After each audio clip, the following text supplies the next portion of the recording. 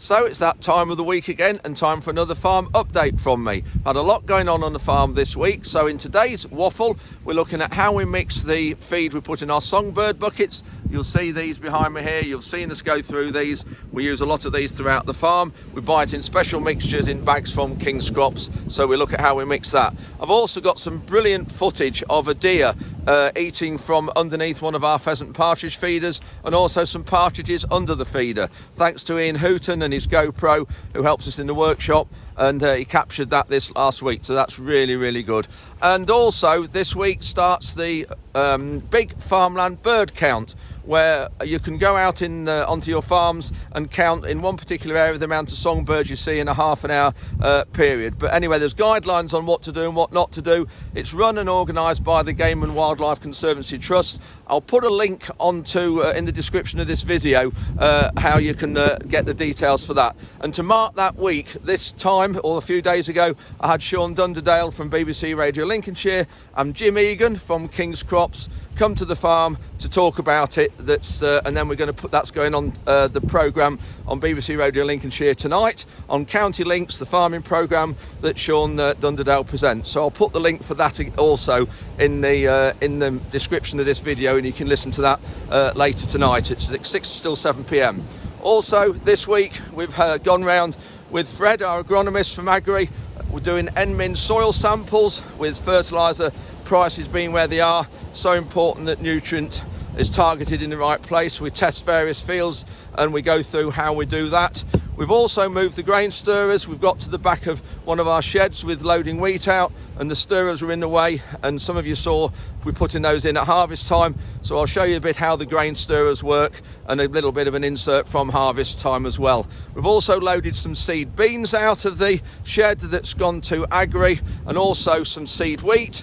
We've also, this week, I've done an inspection, or I've had an email rather, about an inspection for our countryside stewardship. And you know we've got wildlife margins all around the farm. I'm walking down one now, you can see here.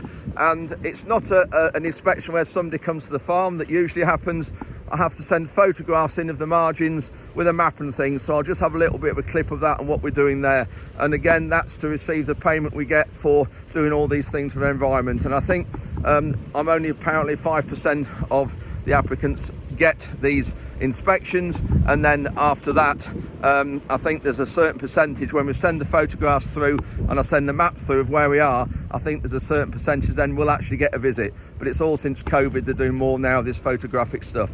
But it's all traceable, and if the margins aren't the correct width here, they should be 6 meters wide, which this looks about 7. If they're not the right width and everything, and they're all mown down and there's not rough grass like there is in some of this, then we get into trouble. So please click like if you enjoy it, click the bell sign, then you'll get notified on any videos I put up, because this week I'm also going to be putting one up from Clayton Machinery. We went there this last week, but that's a video in itself, so I'm going to be putting that up one day this next week. So click the bell sign and then you'll get notifications on any videos I put up. Anyway, that's enough of me. You can see why I now call it the Weekly Waffle, and here we go with this week. You heard me say I've had an email this week from the RPA, that's the Rural Payments Agency, which is a part of DEFRA, who administer all our farm payments. In this particular case, it's an administrative check that I've been selected for my countryside stewardship scheme, and apparently there's 5% of participants are selected for this. Normally we have in-person visits and checks, but I think because of COVID, these checks have now gone to a photographic and a bit more online. And you'll see I have to get this in by the 7th of February, which is good because I've got that in this last week. But also looking here at the particulars they need from me, they need some photographs of our margins. They've selected 9 fields on the farm that's got grass and flower margins around, and they have to mark on a separate map a cross of where I was actually stood when I took the photographs, and then an arrow to show where I was pointing or which direction I was pointing the phone or the camera. And I suppose they'll then go on to their mapping system and actually just check from satellites above to see whether there are actually grass margins there. And of course, all these margins on ours have been in since 2005. And you'll see from this map that I'm putting on the screen now, this is how I did it. And I went in the 9 fields, and it was quite easy because we've got tracks around everywhere. So it was quite an easy process. And then this is a selection of the fields that I've done just to show where the margins are. And what I did to make it easy for them at the other end, DEFRA, to understand it, I've numbered the photographs, and I've actually numbered the map as well that I'm sending in. So I'll see what I get back, and I'll let you know. We just need to mix up some more bird food. This is for the songbirds, so we buy this in 250 kilo bags, and in here is canary seed, black sunflowers, sunflower hearts, linseed and mustard.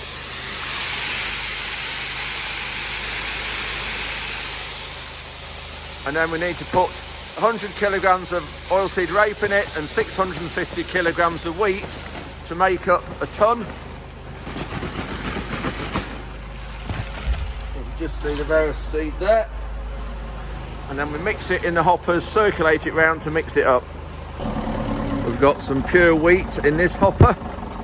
So we're on the weighbridge now, and all together with me and this hopper and the seed that's already in there, we're on 540, so we want 650 kilograms altogether, so that's 1190.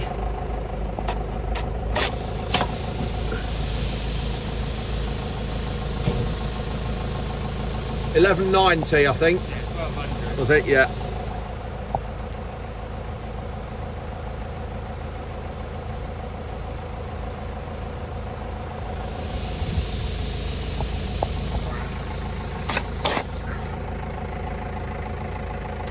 Little bit more, we're okay.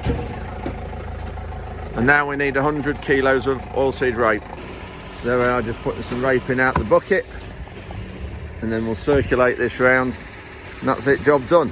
This will last another month probably.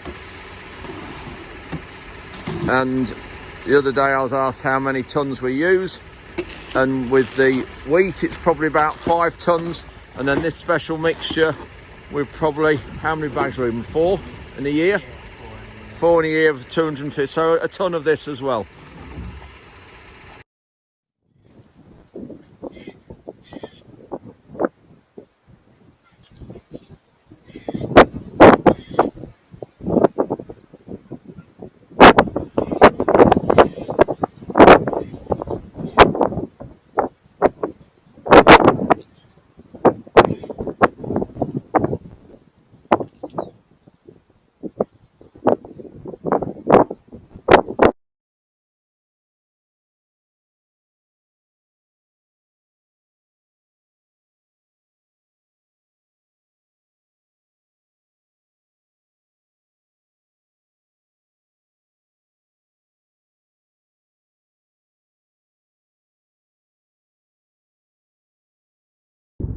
I'm just out for a walk across one of our fields with Frankie and Rhonda, and come across these tyre marks from poachers, hare coursers, call them what you like.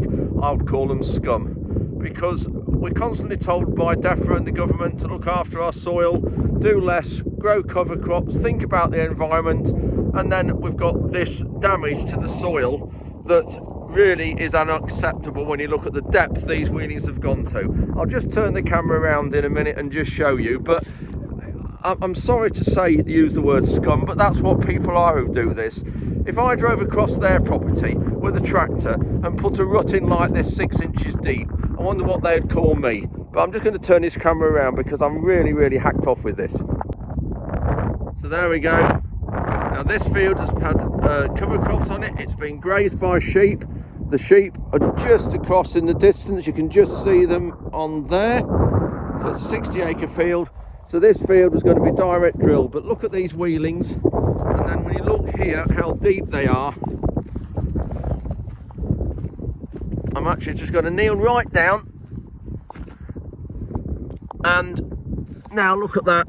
Yes, it's getting dusk, so I've put the light on to show you, but just look how deep these wheelings are.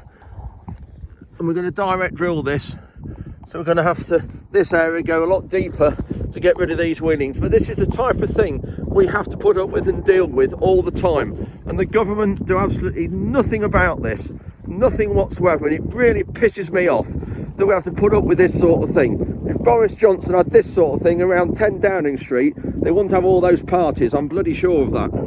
Yeah, the A17 in the distance, out in the fields tonight, helping mark the first proper weekend of, well, the big Farmland bird count. Let's chat a bit more about it with the man who founded it, one of the co-founders anyway. Jim Egan is with me from King's Crops, technical advisor. Jim, tell us a bit about the history of the count. So the count was an idea I had but with other colleagues, and it came about because I was driving to work with a colleague and we'd listened to the big garden bird watch, and we both got frustrated because we wanted farmers to have the opportunity to take part in something the same.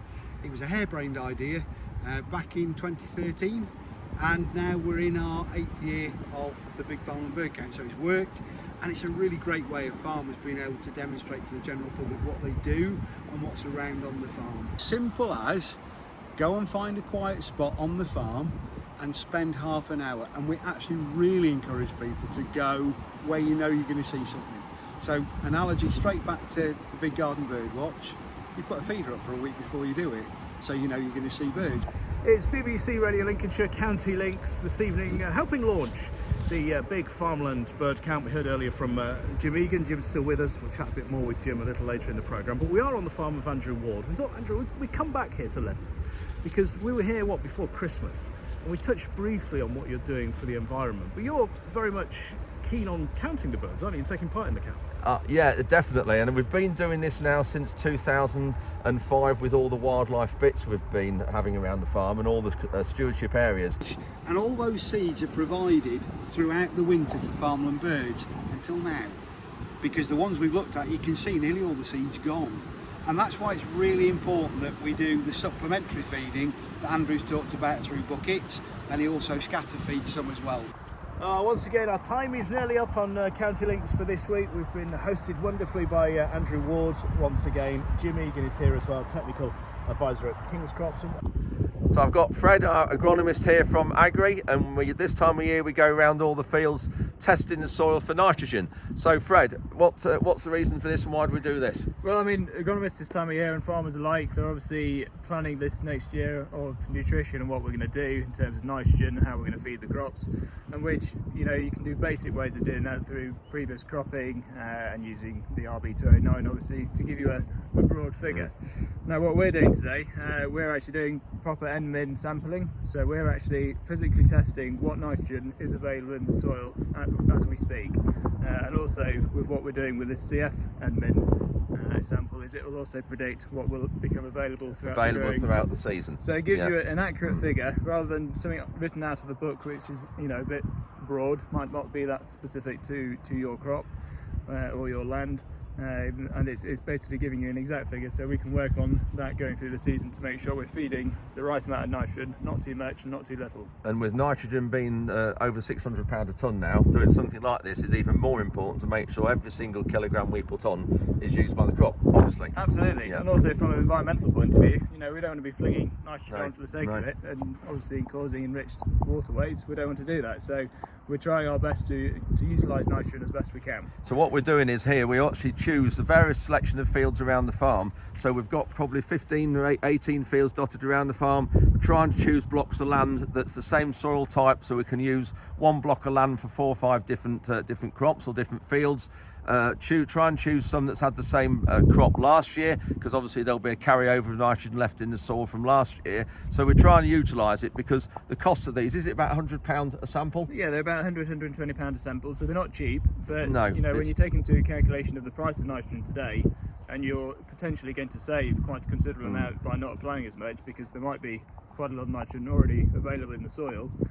You know, there are huge savings to be had. Yeah. So we'll turn the camera around and this is what we use. So you can see the field we're in here is where we've had the cover crop and the sheep are still in across there. So we've got some sheep droppings on the top there, which obviously that's gonna have an effect as well. And then what Fred's got is a sampling spear that we put into the soil. So how deep do we go with that, Fred? So for end-min sampling, certainly for this specific test, you basically want to go as deep as you can into the rooting zone of the crop. So for here we're on the heath, so it's quite stony. The actual soil isn't all that deep. We're talking probably 30 centimetres max. So I'll try and push it in as much as I can. I haven't been going to the gym this week, so it might take a little bit. But Right, see how we get on. so you can basically try and push it in, and you obviously do hit a couple of stones as you go in. Yeah. We're on the bed there, so that's. So that just shows, yeah, about 6 inches at the most. So that just shows you that this how shallow this soil is, and we've hit a stone underneath there. But this soil type, there is a bed of limestone underneath. So there we are. So then basically all we do, we put it in a little bucket, and we'll do 15-20 cores throughout the field, and then mix that up at the end, and then put it in a bag. And that's it. So here we're done. This is the actual field that I have sampled on the practice that was showing you. So there's about 20 cores in here. So they've all been mixed up and put straight into a bag and sealed, so it's completely airtight, so the nitrogen can't release. But what is important when you're doing min sampling, especially, is that they need to be sent off the lab as soon as possible, and they need to be kept as cold as possible. And this is because if you were to keep basically the soil as hot as it, keep warming up, then basically that soil will keep releasing nitrogen. Yeah. So we always use an ice pack or something cold just to make sure the soil stays as cold as possible. So it arrives to the lab in less than 48 hours, and it will still be 48 hours it has to be of sampling. Yeah, that's what it'll be. It'll get taken tomorrow morning. It'll be in the lab hopefully tomorrow afternoon. So I know from past experience when we've done this, it's no good doing this say on a Thursday, is it? So it gets to them over a weekend, or it's sat all weekend. No, unless they're going to put it straight into a fridge. Yeah. You'll be okay doing that, but you don't know it's supposed to. So there's the samples. We've got 5 different fields in there, is there? Yeah, 5 or 6 So in there. just actually interesting showing you the different soil types as well. You've got one there. If you just put that lid down, Fred, we'll just stand there, and then another one out there. Get that one. Look at the difference. You can see there straight away. You've got very light, easy working soil there. Maybe not quite showing this bag so much. And then you've got the real heavy, clay, lumpy, really difficult soils there. So that's the difference. So yeah, so that was it. So we've got all the we'll get it sent off to the lab, and then how long? Probably 2 to 3 weeks, and we'll get a exact figure of what's in the soil, and then we can make a proper plan of how we're going to apply nitrogen this year. So when we get the results back, we'll go through that and show you how we decide what to give each crops, and we'll go field by field through it. So that's it. Thanks, Fred. No worries. We're just taking the stirrers off the beam now that we're getting grain to the back of the shed. This just shows how low to the floor they are. Just get my hand underneath them, and this pulls the grain, and you can see the size of them. So it pulls the grain from the bottom to the top and mixes the heap up. And I'll just show you this clip from last summer when we put them in, and shows them how they move the grain and how it operates. Tom's just undoing the clamps at the top there. They go on a spindle, and then it travels on that beam on those wheels, and it travels really slowly along the length of the shed.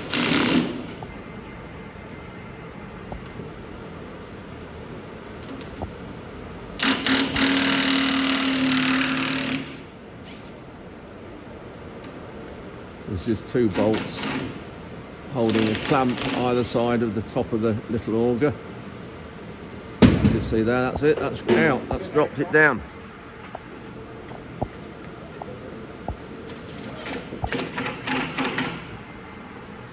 And we just put the bolt back in to keep it in place at the top.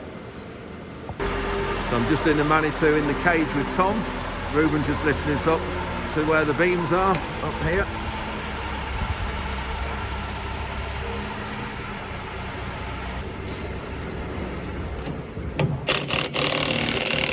That's the clamp.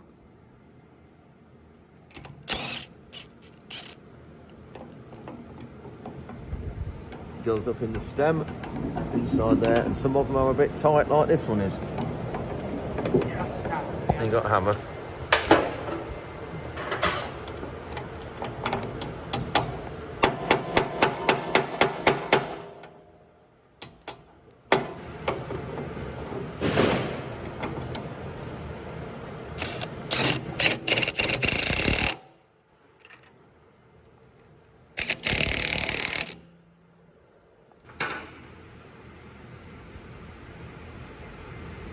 So that's how they're fastened in. That pushes up into that stem. That's got a little split in it there, and that clamp squeezes it together and holds it tight.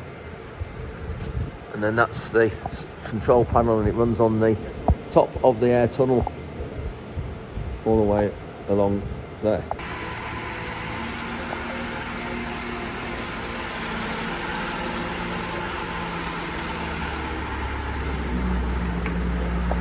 That's oilseed rape on the other side. Still haven't got that emptied out yet. Doesn't belong to us, it belongs to ADM. We store it for them from harvest till as long as they want it. So we've now got to move it right to the back of the shed so it's out the way of the forklift. But Tom's just going to switch it on.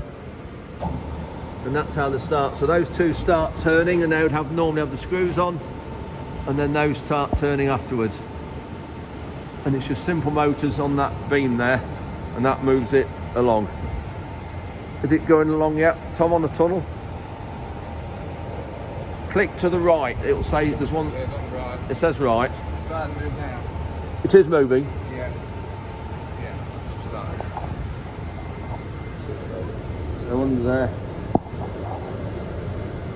Go for it. Oh, it is. Yes, you can. That's it.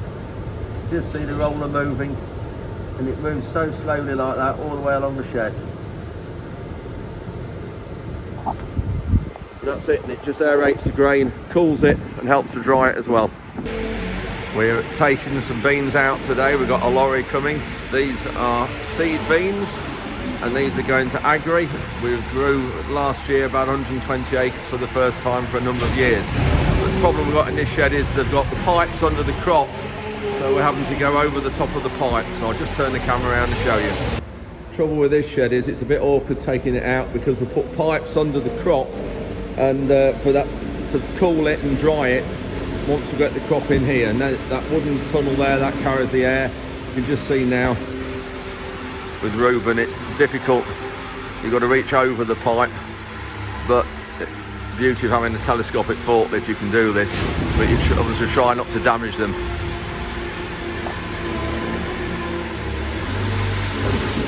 And they're joined.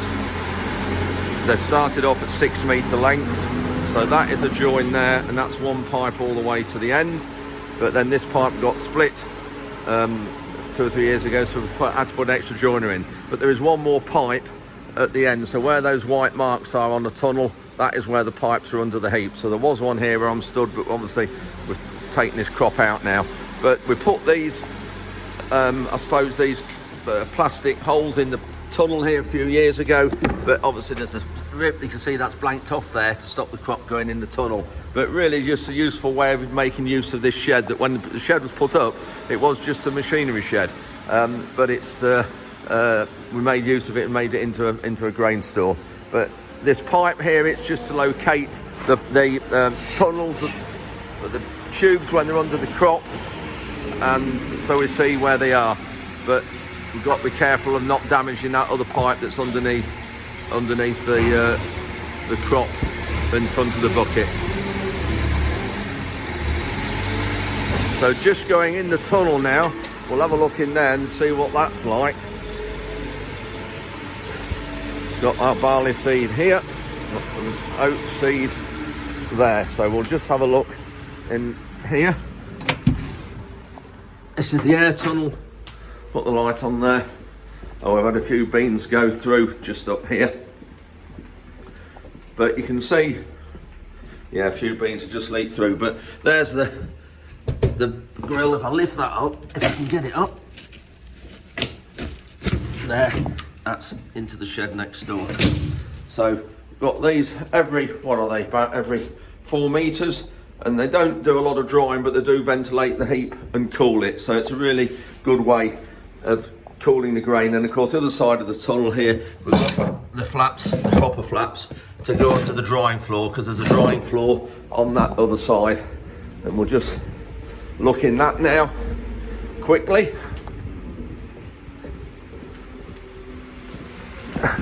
And here's the drying floor. Got a tractor on it there at the minute, but these are the grills under the floor there. So slightly different to the other newer shed we've got, but similar principle. So this lorry's nearly full, just put the last few tons on.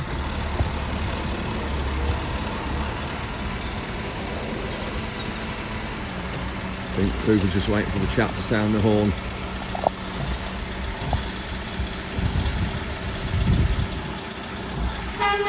That's it. So we'll pop them on the weighbridge now and sample him. We've got some more wheat going out this week. This is the last load of a 5-load contract.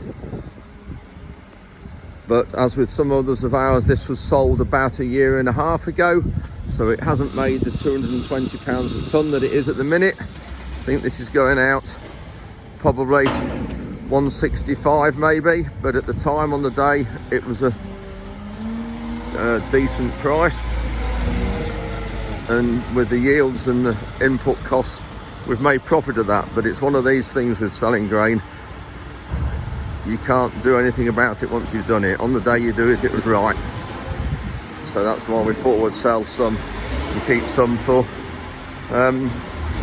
selling at the time after harvest. I haven't got much left in this shed. Probably there might be another 5 or 6 29-tonne loads there. It's surprising this shed, it's very wide and deep at the back. Surprising what is in it.